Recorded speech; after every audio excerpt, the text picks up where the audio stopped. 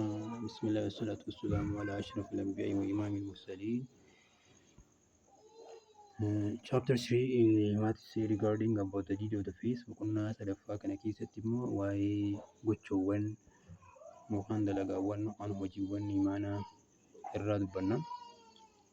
As keessatti al-imaanu bid'u wasittuuna shub'atan wal hayaa'u shub'atun min al-imaani. Hadiisa naareeshinii Abuu Hurayraa gabaasa kana keessatti imaanni damee 60 ol akka qabuu fi san keessaa tokko qaanfiinis damee imaanaa irraa akka taate hadiisni sahih Bukhaarii kan sagalaffaa nu barsiisa. The Prophet said, the faith or the beliefs consisting the more than 60 branch parts of haya. This term is haya covered a large number of the concepts which are to be taken together. Among the themes are self-respect, modesty, bashfulness, and school is a part of the faith. Afrafa chapter 4 a Muslim is one who avoid harming Muslim with his tongue and hand.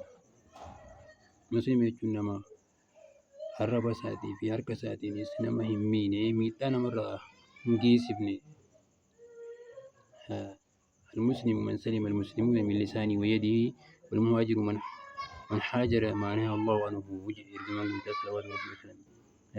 مسلم jechuun nama harka isaatiin arraba isaatiinis nama hin miine jechuudha. Muhaajira jechuun nama waan rabbiin dhorke dhiisee muhaajira jedhama. Hadiisa sahih Bukhaarii kurnaffaati. Chapter 5 boqonnaa shanaffaa whose Islam is the best, who is the best Muslim.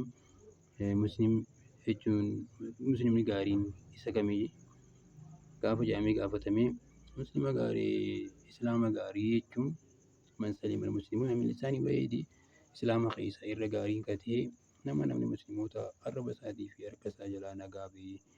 Who is the best Muslim? Who is very good Muslim? He is replied, the one who avoid harming the Muslim with his tongue and hand. Hadiisa sahih Bukhaarii hadiisa 11ffaati.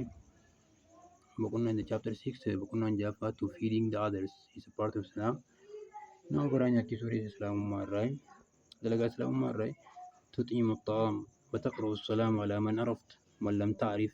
حديث عبد الله بن عمرو جباسي كان قيس الترجمان قويتا hojii keessaa tamtu gaarii jennaan akka inni jeen miskiina nyaachisuu nama beektuu fi kan beekne salaamta jechuun jeen deebiseef nabiin hadiisa sahih Bukhaarii lammaffaa kana keessatti.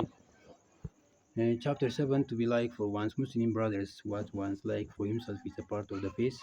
Waan ofii jaalattu obboleessa musliimaa tokkoof jaalachuun imaana irraa.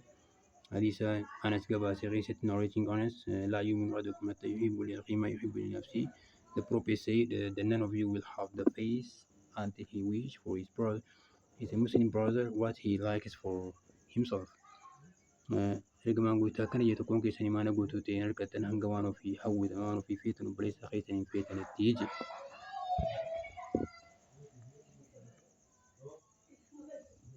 Hadith chapter 8 to loving the Muslim and the messenger Muhammad sallallahu alaihi wasallam is a part of the faith. Ergamaa guutaa jaalachuun kutaa imaanaati jedhe. فوالذي نفسي بيدي لا يؤمن أحدكم حتى أكون أحب إليه من ولدي ووالدي jedhe. Ergamaa guutaa salwaatu rabbi salaamu alayhi isa rabbii lubbuun tiyya harka isaa jirtuun isinii kakadha. Tokkoon keessan imaana guutuu ta'e naman hanga abbaa keessan fi ilmaan keessan irrallee na jaalattanii jedhe. Hadiisa Bukhaarii kan 14 jechuudha. To love the messenger Muhammad is a part of the faith. لا يؤمن أحدكم حتى أكون أحب إليه من ولدي ووالدي والناس أجمعين. حديث كان قيسة none of you will have the faith until he loves him more than his fathers, his children, all the mankind. Ergamaan guutaa kana jedhe tokkoon keessan imaana guutuu ta'e naman hanga ana abbaa keessan irra ilmaan keessan irra ilma namaa hunda irra jaalattanitti jedheeti ibsee jechuudha.